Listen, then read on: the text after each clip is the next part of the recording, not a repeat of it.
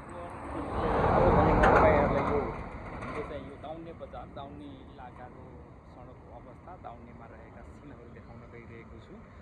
अहिले भने म यो चाहिँ दाउन्ने बजार सुरु हुने यो चाहिँ विनय त्रिवेणी गाउँपालिकाको यो सदरमुकाम रहेको यो चाहिँ दुम्कीवास बजारमा रहेको छु। बजारबाट म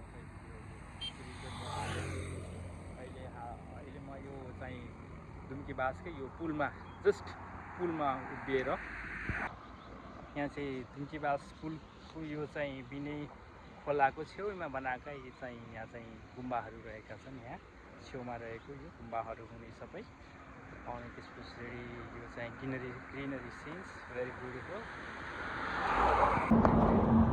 विनय खोला हो यो।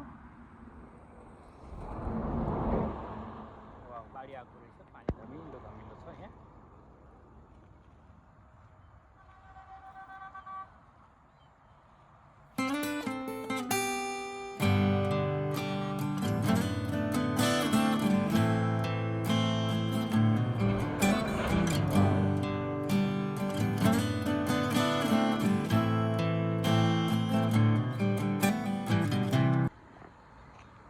यो चाहिँ नयाँ बनाएको पुल हो यो दुम्कीवासको यो विनय खोलामा बनाएको नयाँ पुल हो यो। यतापट्टि 2 लेनको पुल अनि त्यसै गरी यतापट्टि वाउ कस्तो राम्रो यतापट्टि चाहिँ यो अर्को चाहिँ बाइकहरूको लागि ट्र्याक रहेको छ। अहिले पनि ठुलै रहेको छ, निकै राम्रो रहेको छ।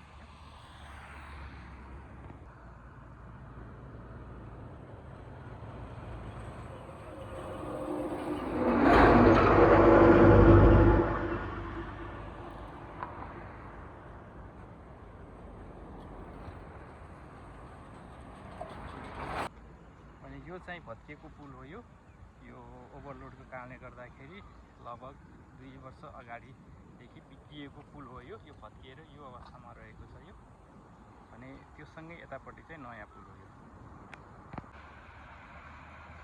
यो चाहिँ दुम्कीवास बजार हो यो। यहाँ चाहिँ अलिअलि बाटोको मर्मत कार्य अन साइड भइराखेको छ। यो चाहिँ दुम्कीवास बजार दाउन्ने डाँडाको आँखैमा यो सानो बजार हो यो।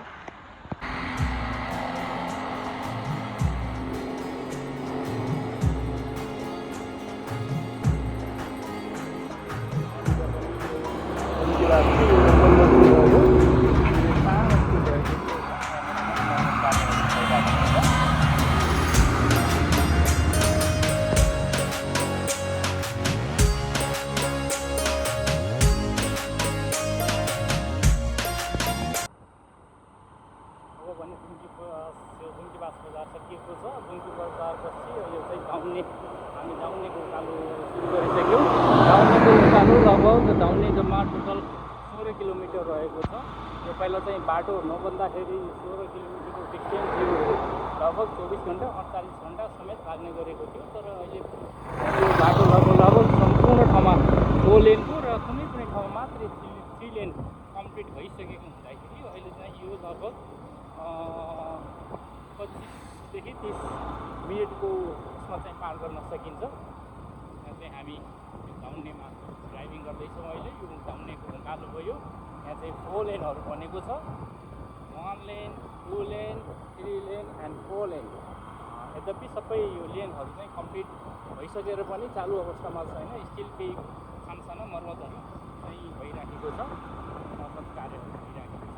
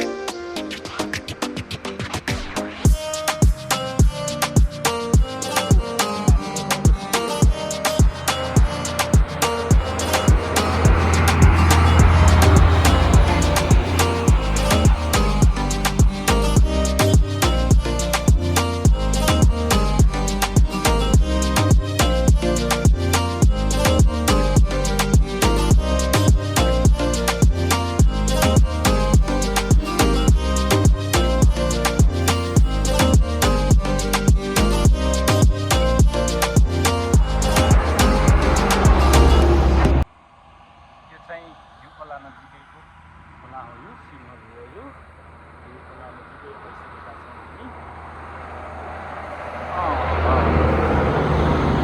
घिउ खोलाको घुम्तीहरू हो टर्निङ।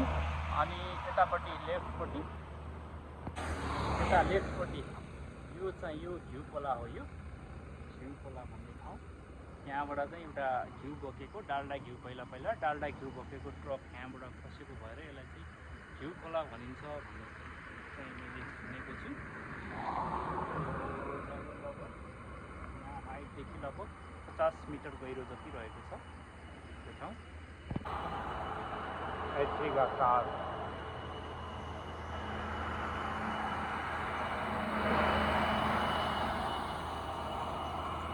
अहिले भने हामी यो विश्वकर्मा बाबा मन्दिर नजिक आइसकेका छौँ। विश्वकर्मा बाबा मन्दिर हो यो, यहाँनिर देखिएको यो दाउनेमा अवस्थित विश्वकर्मा बाबा मन्दिर। अब विश्वकर्मा बाबा मन्दिर आइसकेपछि पहिला चाहिँ घुमौँ।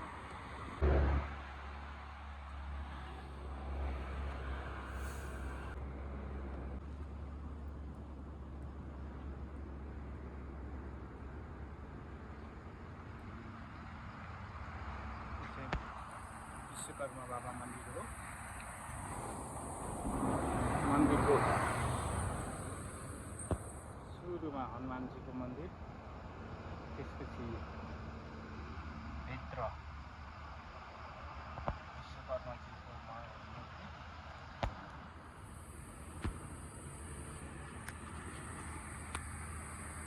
जय हनुमान ज्ञान गुण सागर, जय कपीसती युग उजागर, रामदूत अतुलित बलधामा, अंजनी पुत्र पवन सुत रामा। गुरु नमस्ते। सन्चै हुनुहुन्छ? बाबाजीको दर्शन गर्न आएको।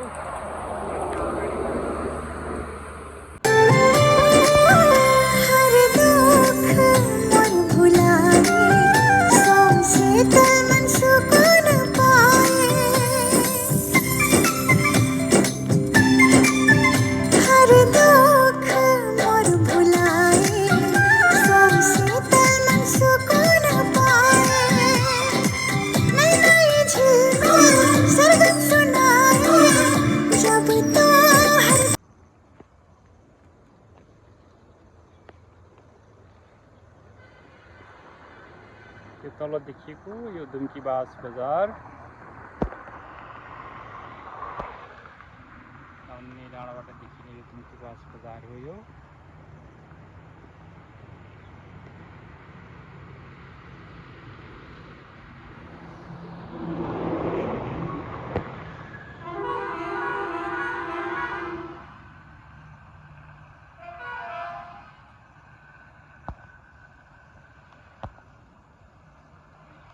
चढ्दै गरेका गाडीहरू त्यही बाटो भएर उकालो हामी आएको हो।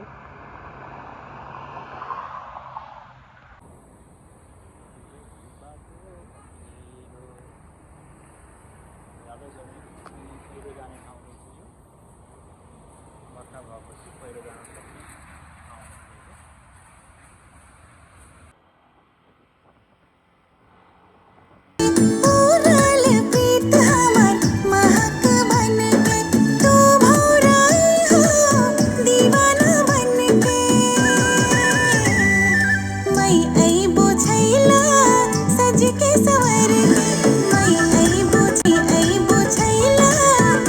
दाउने पुगिसकेका छौँ। यो दाउने डाँडाको हाफवे ड्राइभ गरिसकेका छौँ हामी। हाफवे दाउने डाँडासम्म यो दाउने देवी मन्दिर जाने बाटोसम्म आइपुग्नुलाई हामीलाई दुम्कीबास बजारदेखि लगभग 15 मिनट लाग्यो। हामी 15 मिनटमा यहाँ आइपुगेका छौँ। लगभग यो चाहिँ 8 किलोमिटरको डिस्टेन्स हो। यो 8 किलोमिटरको डिस्टेन्स हामीले चाहिँ 15 मिनट लाग्यो। लुम्बिनी प्रदेश र गण्डकी प्रदेशलाई यही सानो खोलाले चाहिँ छुट्याएको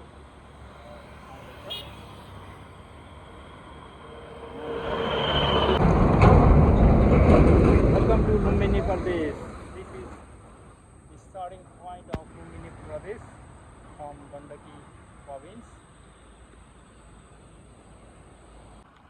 उरालो लाग्यो उरालो वाउ उरालो यहाँ माथि चाहिँ बर्खा होला जस्तो पनि छ पानी पर्ला जस्तो छ अब चाहिँ एउटा गीत बर्खा के मौसम में ठन्डी भिजाए भनेर गीत गाउँदै जानु पर्ला जस्तो लागिरहेको छ पानी पर्ला जस्तो छ उरालो लगभग 12 देखि 15 मिनट लाग्छ हामीलाई उरालो गर्न लगभग सेम डिस्टेन्स 1 किलोमिटरमै हो बर्घाट साइड पनि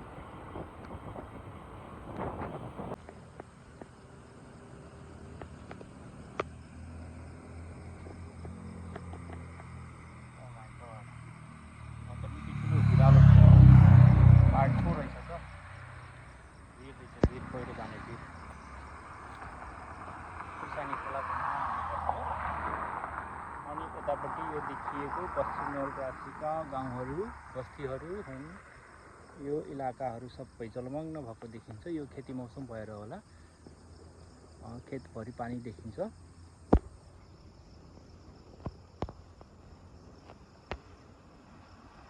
यता पनि पानी पर्ला जस्तो छ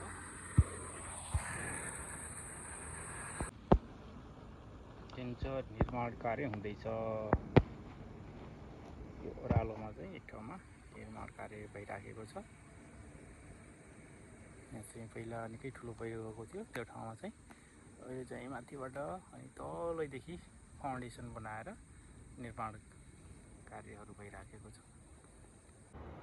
यस मोडनिर आइसकेका छौँ हामी यस मोड हो यो नाम चाहिँ यो अङ्ग्रेजी एस जस्तै भएको कारणले गर्दाखेरि यसको यो टर्निङको नाम पनि यस मोडै राखिएको हो यो बर्दघाट बजारदेखि लगभग 1 किलोमिटरको दूरीमा रहेको यो टर्निङ यस्तो टर्निङ छ टर्निङ एस एस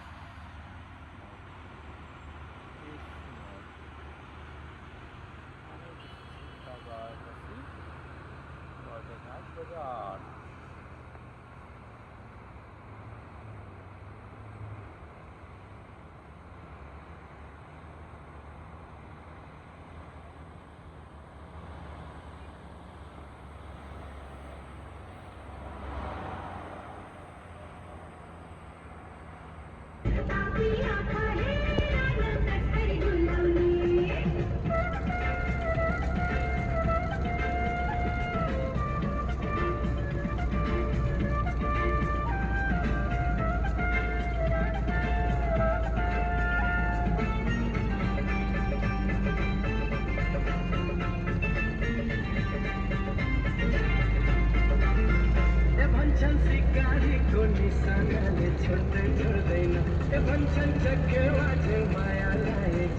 छोड्दैन